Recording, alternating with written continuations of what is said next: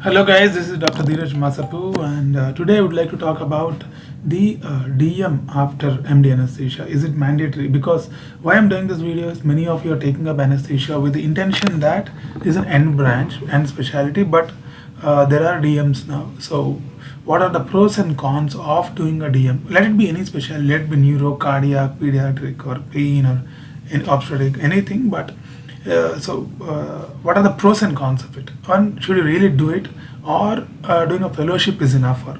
So these are the things I would clarify, and I felt this is a much needed video at this point of time. And so the so basically, why people do DM, I would like to clarify. There are 15 reasons why actually people do DM. Number one reason is more training and knowledge and under supervision. So after MD, what happens is you start practicing on your own, but what I really feel is after MD it takes minimum 3 to 5 years of experience to actually become confident in your practice. So why not during that period be under supervision of somebody who has that skill and the capacity and the knowledge.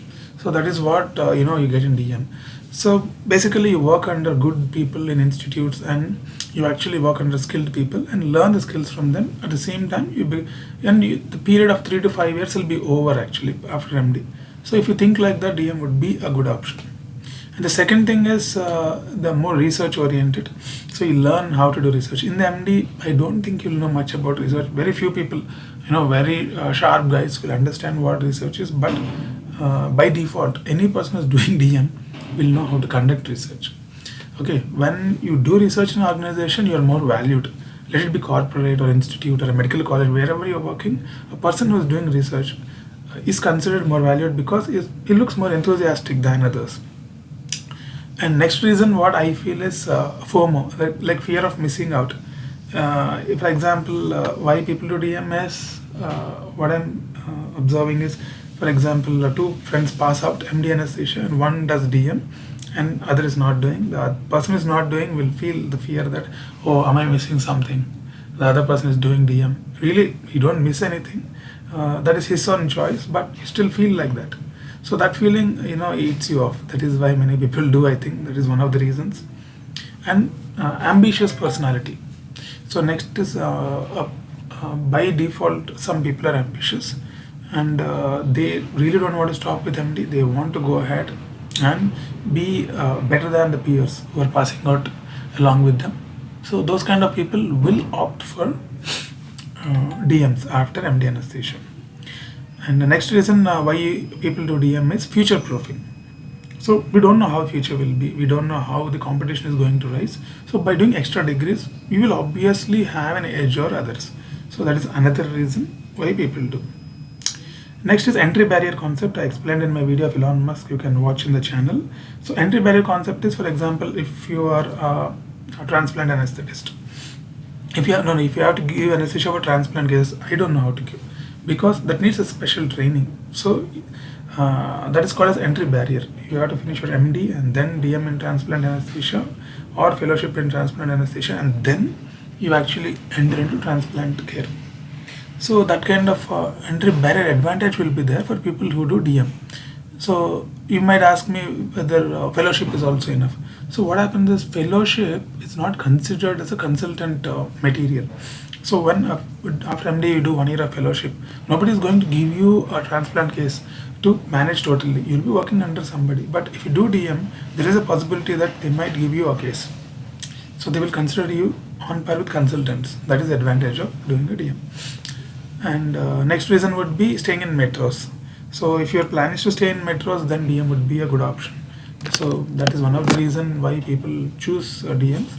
So because my own story, if I tell, I am from a place in Andhra Pradesh, but the thing is, after doing DM, for me, this kind of work will be there in metros, either Hyderabad, Bangalore, Mumbai, or Delhi. I have to stay in these kind of places. Only then you can justify doing DM in a niche specialty. Okay. And the next reason why people choose DMs is the overseas is very easy. For example, my close friend is in Abu Dhabi now. So it's easy. No, I don't call it easy, but they're more valued. DMs are considered more valued. For example, MD guy and a DM guy applies, a DM would be considered more valued. And at the same time, there is a problem also. I'll tell you in the problem section. Okay, and then promotions and entry level salaries in corporate hospitals. So what happens is when you do DM, you will be in the slab of other DMs. For example, by doing DM in anesthesia, you will directly enter the slab of the cardiology DM or nephrology DM. So for HR, it is very easy for you to HR how they assess the value of a person by looking at the degrees, because they don't really know you. So by doing DM, how they assess you, they compare you with a cardiology DM fresher. So you'll get DM slab. DM slab will be pretty higher compared to the MD slab. In that way, your entry salary will be higher, your entry position also will be higher. So that is the advantage of doing. And the next reason would be central institute jobs. For example, NIMHANS, AIMS, PGI Chandigarh. If you really want to enter without DM, it's impossible. They will hire only DM guys into that particular specialities. Okay. So, and also when you apply for a general anesthesia job also, DM CV would look stronger because of the DM, and also you would have done some publications and you would have done some presentations, and overall personality will change during the DM. So that will attract central institute jobs. So nowadays central institutes are also giving very good salaries, so that is also a good option. And next reason why people choose DM is they can become in charges in a very younger age. For example, with MD to become an in charge, it is impossible, or 10 to 15 years will be the time period. But with a DM, what happens is you can become in charge in very younger ages. Okay, so maybe in between 35 to 40 only you can become head of one organization, or early 40s you can become. But with MD anesthesia, it's very tough. Next reason why people choose DM is respect among the peers. So obviously when you do DM, you will be respected by the peers. This is also an important thing for doctors. They want to get respected in the society and among the peers particularly. That is one more thing you will get. And the last reason why people take DMs is going abroad, like USA, Australia, is pretty easy, because the kind of CV you're going to develop with DM is exactly the kind of CV the Western population also, Western doctors also have. The publications and presentations and all that will be on par with them.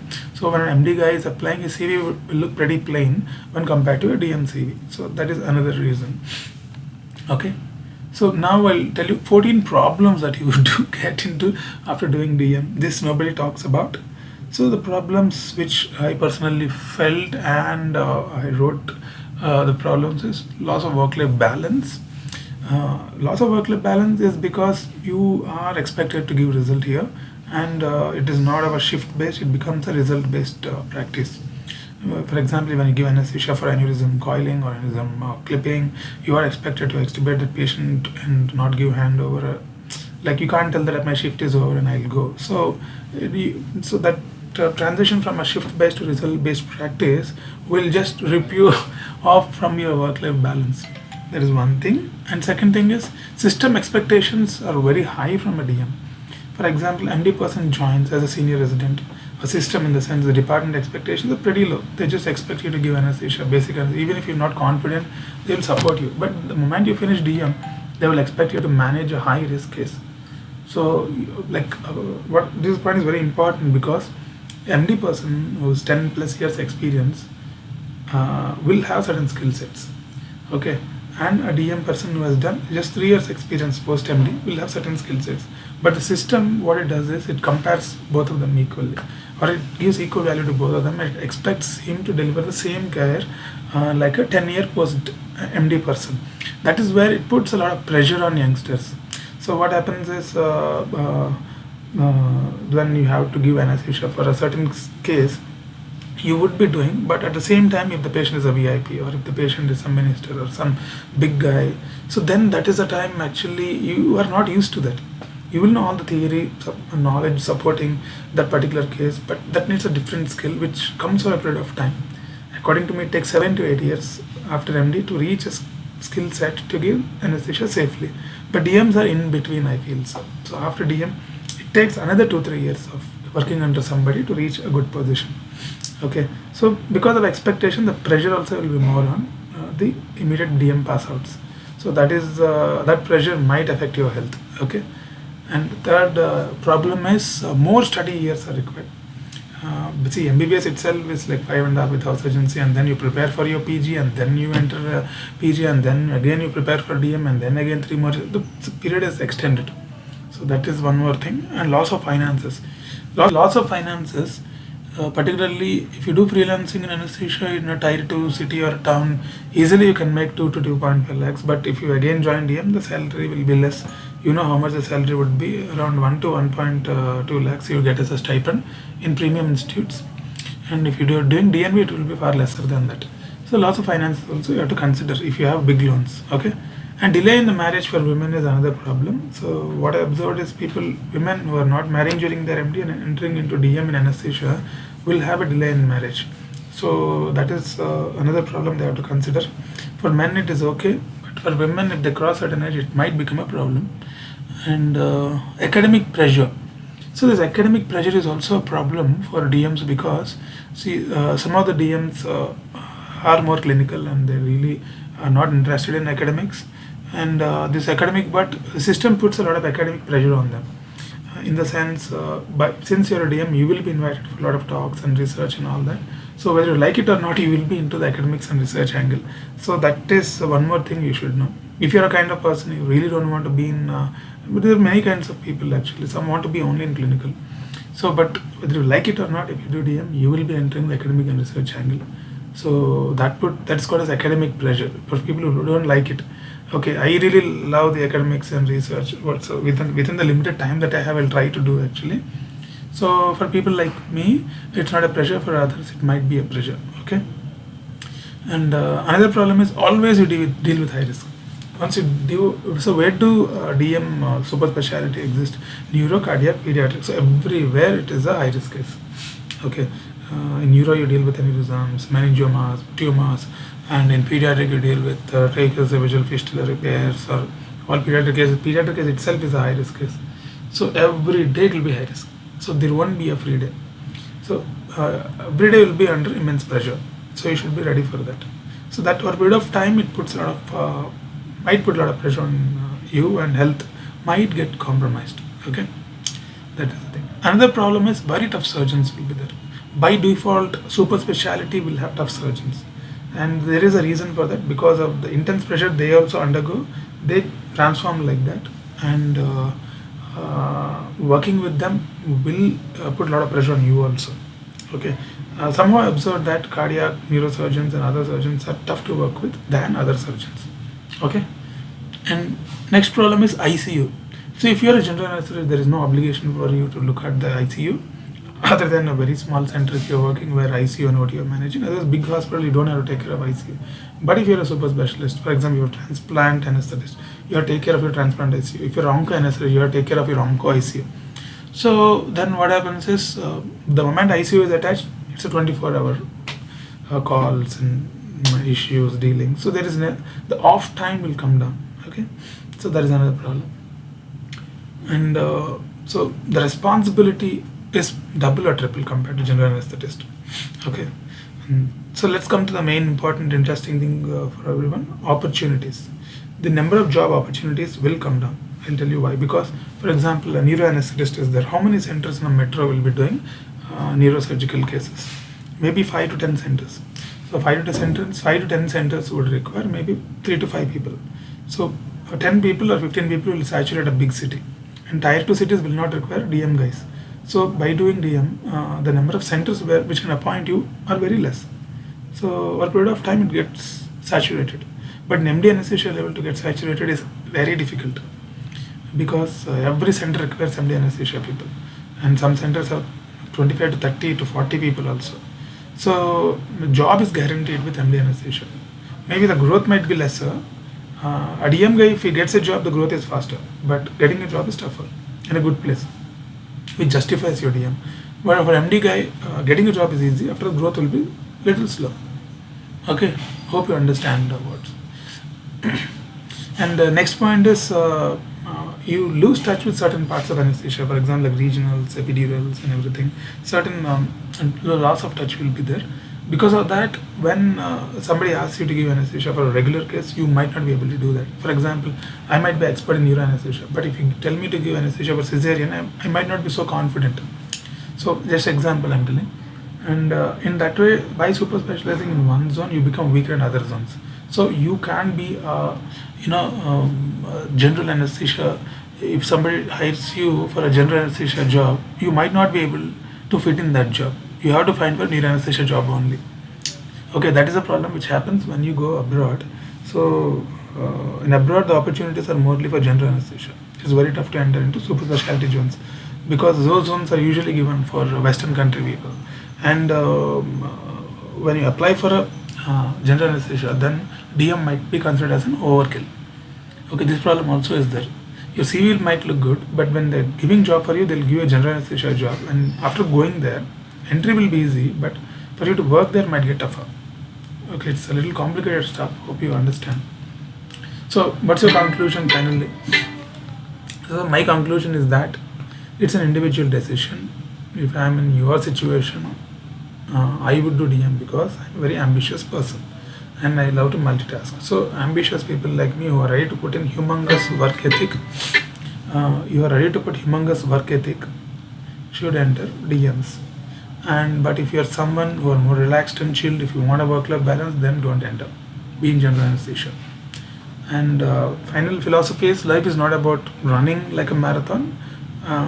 Life is not about sprinting all the time. It's like a marathon. So you have to think long term.